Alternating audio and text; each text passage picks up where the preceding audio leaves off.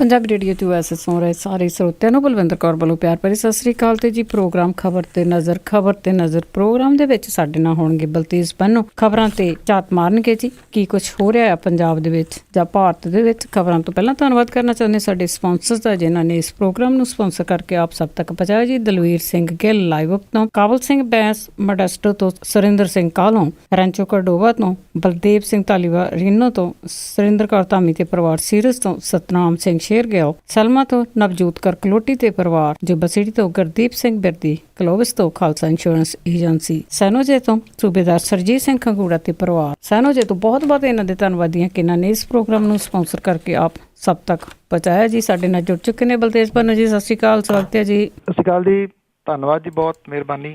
ਤੇ ਬਲਤੇਜ ਪੰਨੂ ਜੀ, ਸਭ ਤੋਂ ਪਹਿਲਾਂ ਗੱਲ ਕਰਦੇ ਆ ਕਿ ਜਿਹੜੀ ਇੱਕ ਸੁਰਖੀਆਂ ਬਣੀਆਂ ਹੋਈਆਂ ਖਬਰ ਆ ਕਿ ਬਾਦਲ ਨੇ ਫਿਰ ਕਿਹਾ ਕਿ ਮੋਰਚੇ ਲਈ ਤਿਆਰ ਰਹੋ ਜੀ।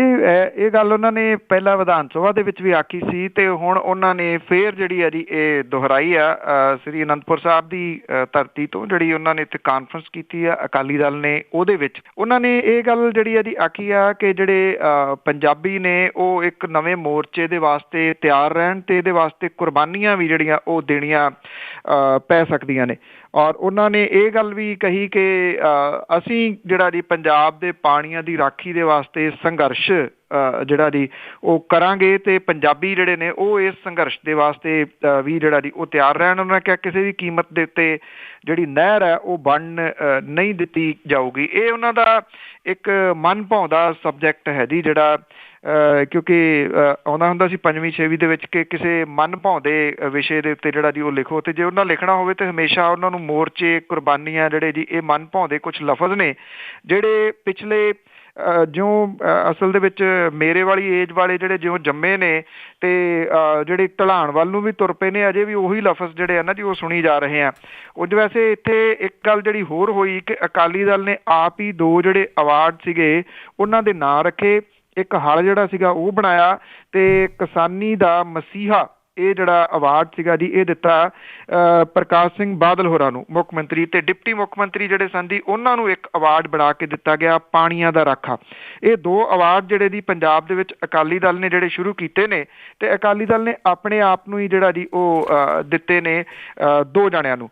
ਔਰ ਜਿਵੇਂ ਅਕਾਲੀ ਦਲ ਦੀ ਜਿਹੜੀ ਲੀਡਰਸ਼ਿਪ ਸੀ ਉਹ ਇਹ ਅਵਾਰਡ ਦੇ ਰਹੀ ਸੀ, ਪਤਾ ਨਹੀਂ ਇਹਦੀ ਚੋਣ ਜਿਹੜੀ ਆ ਜੀ ਉਹ ਕਿਵੇਂ ਕੀਤੀ ਗਈ ਆ, ਕਿੱਥੇ ਨੋਮੀਨੇਸ਼ਨ ਜਿਹੜੀਆਂ ਉਹ ਭਰੀਆਂ ਗਈਆਂ ਨੇ, ਇਹਦੀਆਂ ਕਿਹੜੇ ਲੋਕ ਹੋਰ ਸਨ ਜਿਹੜੇ ਕਿ ਇਸ ਅਵਾਰਡ ਦੇ ਹੱਕਦਾਰ ਹੋ ਸਕਦੇ ਸੀਗੇ।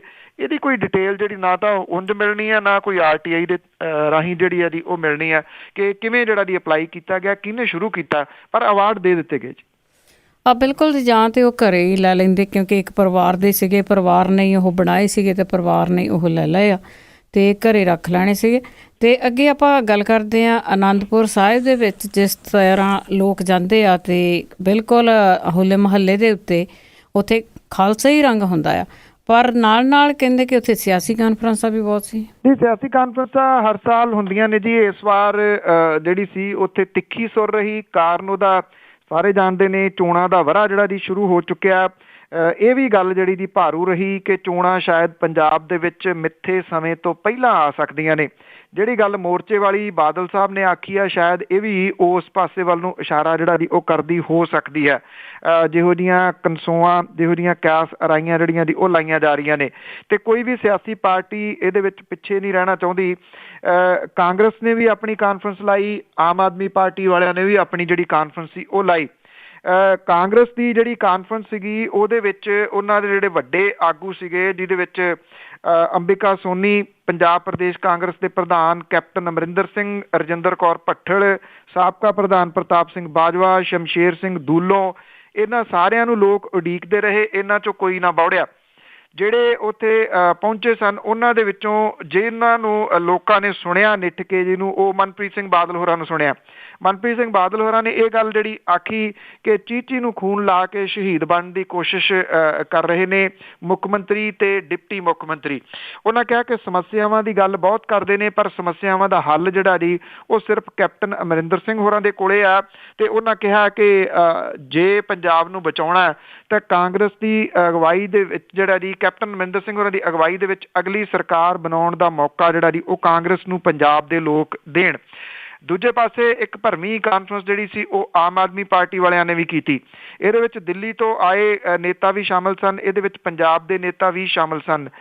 ਇਹਦੇ ਵਿੱਚ ਪੰਜਾਬ ਮਾਮਲਿਆਂ ਦੇ ਇੰਚਾਰਜ ਸੰਜੇ ਸਿੰਘ, ਆਸ਼ੂਤੋਸ਼, ਸੁੱਚਾ ਸਿੰਘ ਛੋਟੇਪੁਰ, ਭਗਵੰਤ ਮਾਨ, ਸੁਖਪਾਲ ਸਿੰਘ ਖਹਿਰਾ, ਗੁਰਪ੍ਰੀਤ ਘੁੱਗੀ, ਇਹਨਾਂ ਸਾਰਿਆਂ ਨੇ ਜਿਹੜਾ ਸੀਗਾ ਜੀ ਸਮਾਗਮ ਨੂੰ ਸੰਬੋਧਨ ਕੀਤਾ। ਉਹਨਾਂ ਨੇ ਇਹ ਗੱਲ ਆਖੀ ਕਿ ਗੱਠਜੋੜ ਤੋਂ ਛੁਟਕਾਰਾ ਦਿਵਾਉਣਾ ਇਸ ਵੇਲੇ ਪੰਜਾਬ ਦੀ ਲੋੜ ਹੈ, ਪੰਜਾਬ ਤਾਂ ਬਚਦਾ।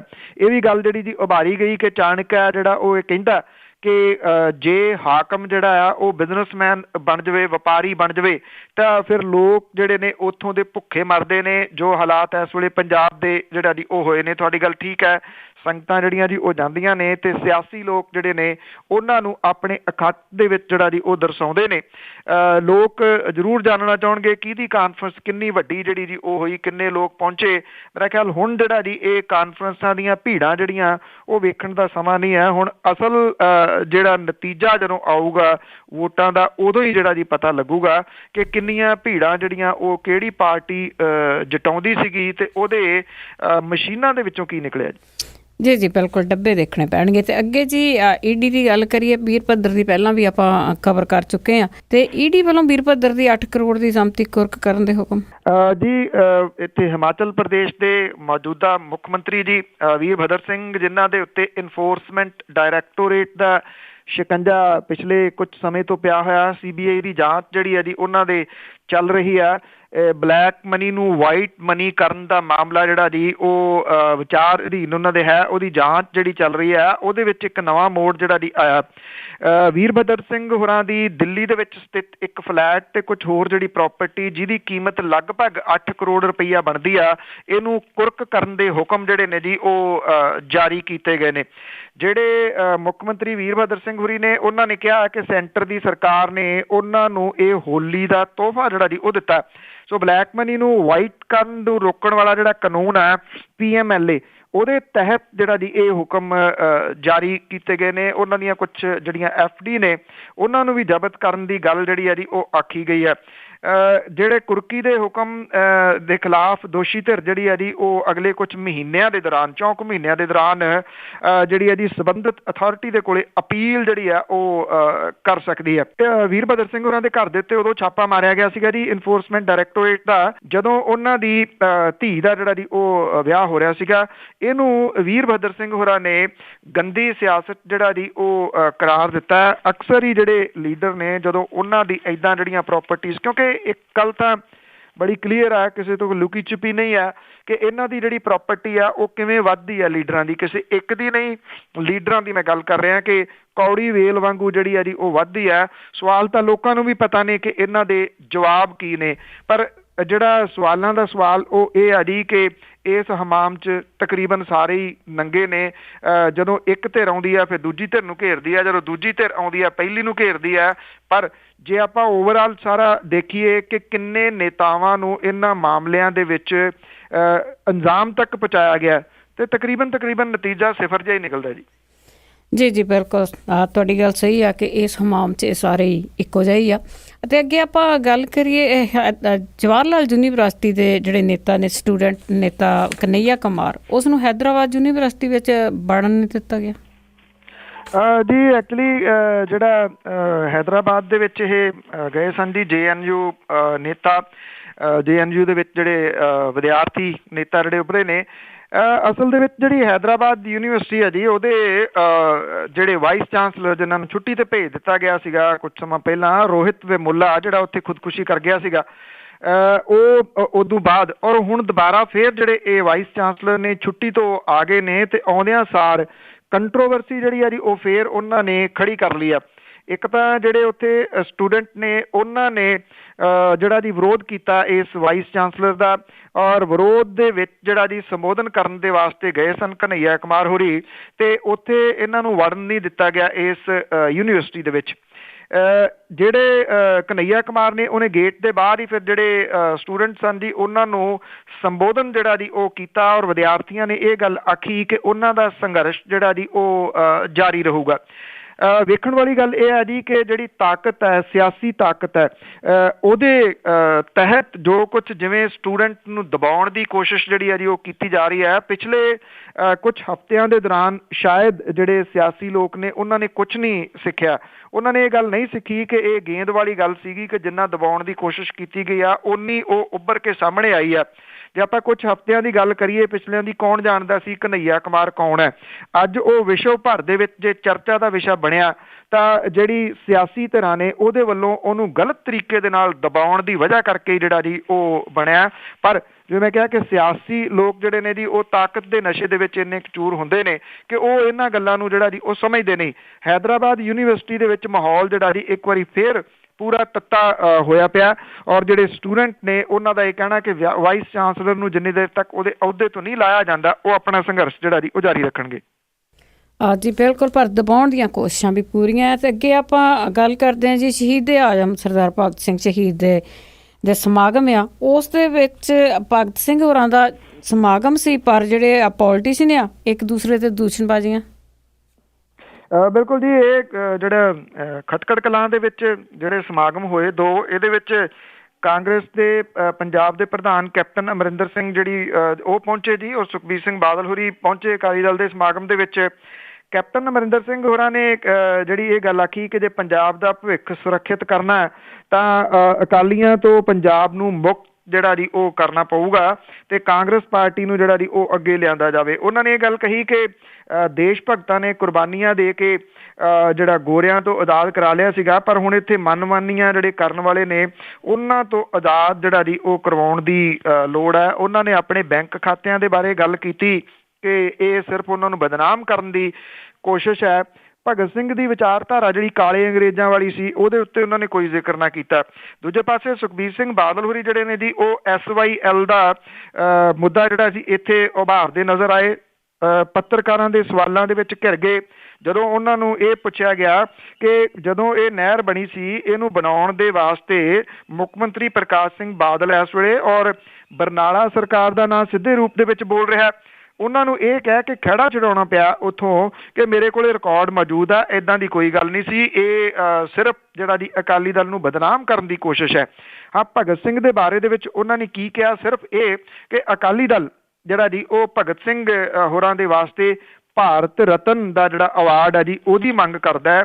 ਉਹ ਮੰਗ ਕਰ ਰਹੇ ਨੇ ਜੀ ਜਿਹੜਾ ਭਗਤ ਸਿੰਘ ਦੇ ਨਾਂ ਦੇ ਉੱਤੇ ਇੱਥੇ ਅਵਾਰਡ ਪੰਜਾਬ ਦੇ ਵਿੱਚ ਸ਼ੁਰੂ ਹੈ ਜੀ, ਪਿਛਲੇ 4 ਸਾਲਾਂ ਤੋਂ ਧੇਲਾ ਨਹੀਂ ਦਿੱਤਾ ਉਸ ਅਵਾਰਡ ਦੇ ਵਾਸਤੇ, ਉਹ ਹੁਣ ਭਾਰਤ ਰਤਨ ਜਿਹੜਾ ਜੀ ਉਹ ਮੰਗ ਰਹੇ ਨੇ। ਆਮ ਆਦਮੀ ਪਾਰਟੀ ਨੇ ਭਾਰਤ ਰਤਨ ਜਿਹੜਾ ਜੀ ਉਹ ਮੰਗਿਆ ਹੈ ਬਾਬੂ ਕਾਸ਼ੀ ਰਾਮ ਹੋਰਾਂ ਦੇ ਵਾਸਤੇ।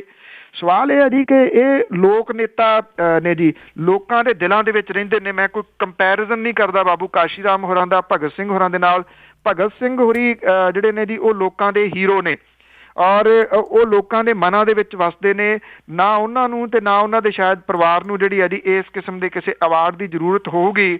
ਜਿੱਥੋਂ ਤੱਕ ਬਾਬੂ ਕਾਸ਼ੀ ਰਾਮ ਹੋਰਾਂ ਦਾ ਸਵਾਲ ਹੈ ਜੀ, ਉਹ ਦਲਿਤ ਪਰਿਵਾਰ ਦੇ ਵਿੱਚੋਂ ਉੱਠੇ ਸਨ। ਉਹਨਾਂ ਨੇ ਆਪਣੀ ਇੱਕ ਪਾਰਟੀ ਜਿਹੜੀ ਸੀ ਪੰਜਾਬ ਤੋਂ ਸ਼ੁਰੂ ਕਰਕੇ ਸਮੁੱਚੇ ਮੁਲਕ ਦੇ ਵਿੱਚ ਉਹਨੂੰ ਖਿਲਾਰਿਆ ਔਰ ਵੱਖਰੀ ਗੱਲ ਹੈ ਕਿ ਉਦੋਂ ਬਾਅਦ ਇਹ ਆਪ ਹੀ ਖਿੱਲਰ ਗਈ ਉਹਨਾਂ ਦੇ ਨਾਂ ਰਹਿਣ ਦੀ ਵਜ੍ਹਾ ਕਰਕੇ। ਪਰ ਬਾਬੂ ਕਾਸ਼ੀ ਰਾਮ ਹੋਰਾਂ ਨੂੰ ਦਲਿਤ ਭਾਈਚਾਰੇ ਦੇ ਮੁੱਦੇ ਜਿਹੜੇ ਆ ਜੀ ਉਹ ਉਭਾਰਨ ਦੇ ਵਾਸਤੇ ਉਹਨਾਂ ਨੂੰ ਹੀਰੋ ਜਿਹੜਾ ਜੀ ਉਹ ਕਿਹਾ ਜਾ ਸਕਦਾ। ਨਾ ਤਾਂ ਇਹ ਇਹਨਾਂ ਅਵਾਰਡਾਂ ਦੇ ਵਾਸਤੇ ਕੋਈ ਜ਼ਰੂਰਤ ਹੈ ਉਹਨਾਂ ਨੂੰ, ਕਿਉਂਕਿ ਉਹ ਲੋਕ ਮਨਾਂ ਦੇ ਅੰਦਰ ਜਿਹੜਾ ਵਸਦੇ ਨੇ। ਪਰ ਸਿਆਸੀ ਪਾਰਟੀਆਂ ਨੇ ਉਹ ਆਪੋ ਆਪਣੀਆਂ ਸਿਆਸੀ ਰੋਟੀਆਂ ਅਕਸਰ ਸੇਕਦੀਆਂ ਹੀ ਨੇ ਜੀ।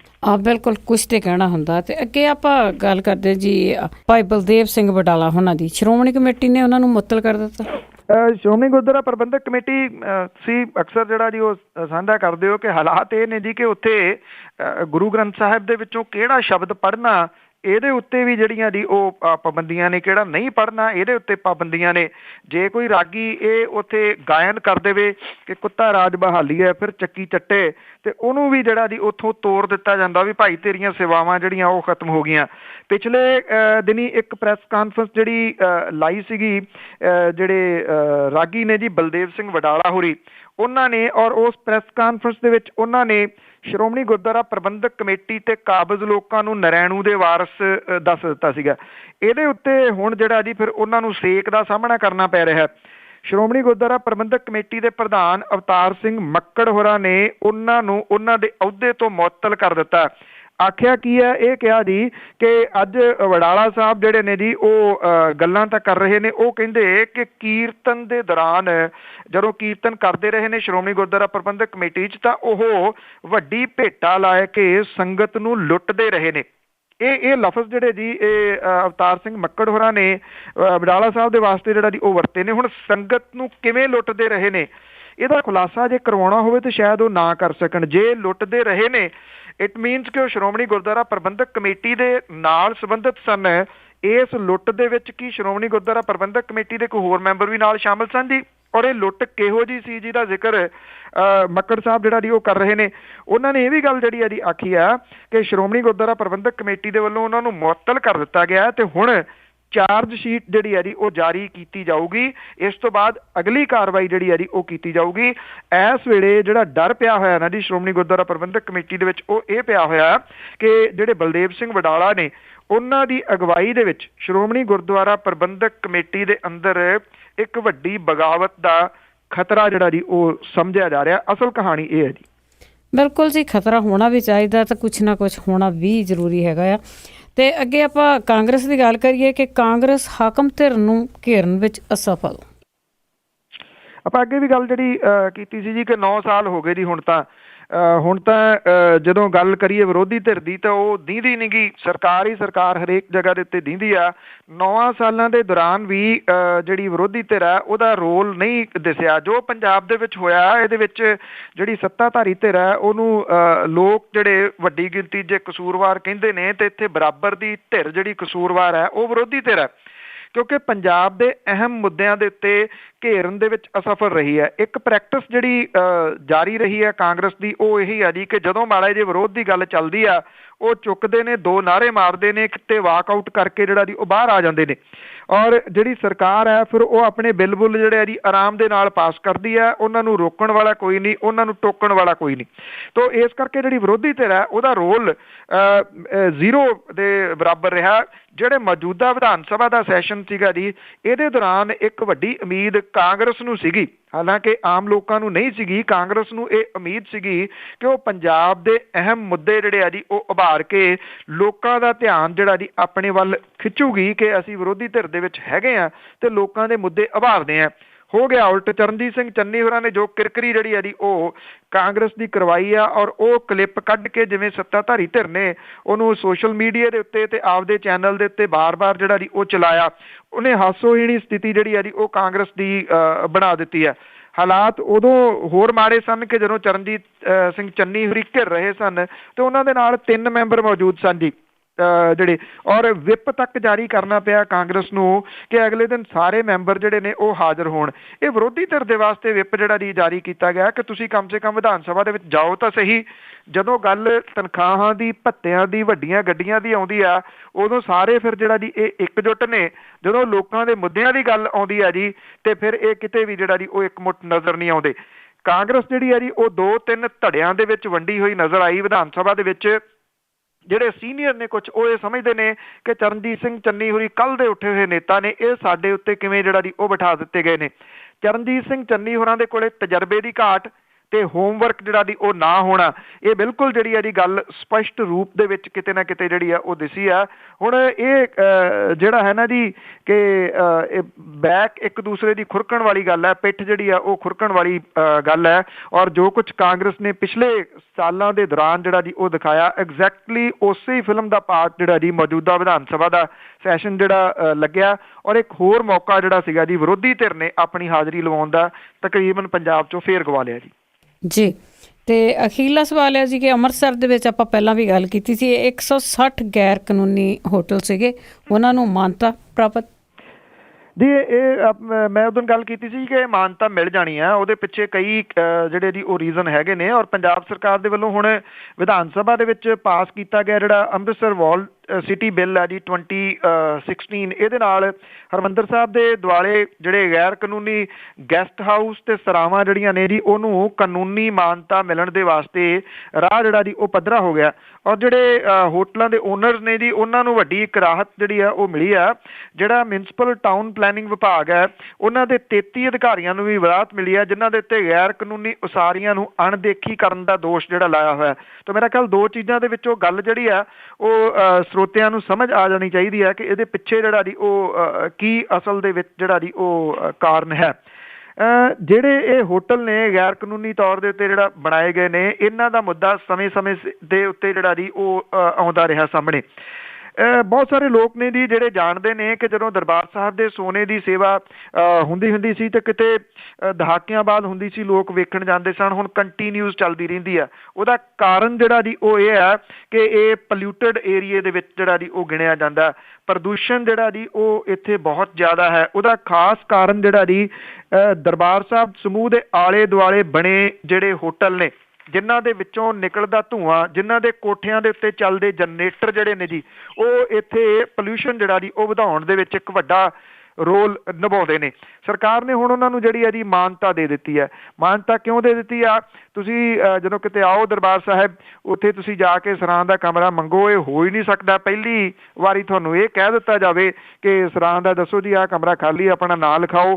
ਜਿਹੜਾ ਪਹਿਲਾ ਜਵਾਬ ਮਿਲਦਾ ਕਮਰਾ ਹੈ ਨਹੀਂ ਗਾ, ਜਾਂ ਤਾਂ ਸਿਫਾਰਿਸ਼ ਲਵਾਓ ਜਾਂ ਫਿਰ ਜਿਹੜੀ ਗਾਂਧੀ ਜੀ ਦੇ ਨੰਗੇ ਸਿਰ ਵਾਲੀ ਜਿਹੜੀ ਫੋਟੋ ਲੱਗੀ ਹੁੰਦੀ ਹੈ ਉਹ ਦਿਖਾਓ, ਉਹ ਤਾਂ ਤੁਹਾਨੂੰ ਜਿਹੜਾ ਕਮਰਾ ਮਿਲੂਗਾ। ਕਿਉਂਕਿ ਜਿਹੜੇ ਬਾਹਰ ਹੋਟਲ ਨੇ ਉਹਨਾਂ ਦੇ ਨਾਲ ਮਿਲੀ ਭੁਗਤ ਜਿਹੜੀ ਹੈ ਜੀ ਉਹ ਕਿਤੇ ਨਾ ਕਿਤੇ ਸਭ ਨੂੰ ਪਤਾ ਹੈ ਕਿ ਚੱਲਦੀ ਹੈ ਤੇ ਸ਼ਾਇਦ ਜਿਹੜੀ ਇਹ ਪਰਮਿਸ਼ਨ ਦਿੱਤੀ ਗਈ ਹੈ ਇਹ ਉਹਦਾ ਹੀ ਇੱਕ ਪਾਰਟ ਹੈ।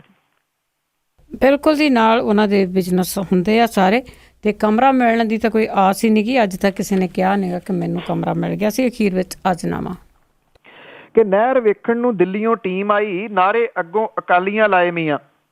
ਨਹਿਰ ਵੇਖਣ ਨੂੰ ਦਿੱਲੀੋਂ ਟੀਮ ਆਈ, ਨਾਰੇ ਅੱਗੋਂ ਅਕਾਲੀਆਂ ਲਾਏ ਮੀਆਂ। ਟੀਮ ਪੁੱਜਣ ਦਾ ਹੋਇਆ ਸੀ ਜਦੋਂ ਵੇਲਾ, ਅਕਾਲੀ ਪੁਲਿਸ ਨੇ ਪਿੱਛੇ ਹਟਾਏ ਮੀਆਂ। ਅਫਸਰ ਆਏ ਤੇ ਮੁੜੇ ਸੀ ਮਾਰ ਝਾਤੀ, ਅਕਾਲੀ ਕਿਸੇ ਨਾ ਸੱਦੇ ਬੁਲਾਏ ਮੀਆਂ। ਸੈਲਫੀ ਲੈਣ ਨੂੰ ਕਿਸੇ ਵੀ ਕਿਹਾ ਹੈ ਨਾ, ਫੋਟੋ ਸ਼ੋਟੋ ਵੀ ਨਹੀਂ ਖਿਚਵਾਏ ਮੀਆਂ। ਖਾਲੀ ਨਾਰੇ ਸੀ ਮਾਰੇ ਅਕਾਲੀਆਂ ਨੇ, ਝੰਡੇ ਗੱਡੀ ਦੇ ਵਿੱਚ ਹੀ ਰਹਿ ਗਏ ਸੀ। ਖਾਲੀ ਨਾਰੇ ਸੀ ਮਾਰੇ ਅਕਾਲੀਆਂ ਨੇ, ਝੰਡੇ ਗੱਡੀ ਦੇ ਵਿੱਚ ਹੀ ਰਹਿ ਗਏ ਸੀ। ਲੈ ਕੇ ਝੰਡੀਆਂ ਜਦੋਂ ਕਾਰ ਆਈ ਉਸੇ ਕਾਰ ਦੇ ਵਿੱਚ ਹੀ ਬਹਿ ਗਏ ਸੀ। ਥੈਂਕ ਯੂ ਜੀ, ਬਹੁਤ ਧੰਨਵਾਦ। ਮਿਹਰਬਾਨੀ ਜੀ, ਥੈਂਕ ਯੂ ਜੀ, ਸਤਿ ਸ਼੍ਰੀ ਅਕਾਲ ਜੀ। ਤੇ ਸਰੋਤੇ ਸਨ ਬਲਤੇਜ ਪੰਨੂ, ਹੁਣ ਪਲਵਿੰਦਰ ਕੌਰ ਵੱਲੋਂ ਵੀ ਅਗਲੇ ਬੁਲਟਨ ਤੱਕ ਆਪ ਸਭ ਨੂੰ ਹੀ ਪਿਆਰ ਭਰੀ ਸਤਿ ਸ਼੍ਰੀ ਅਕਾਲ।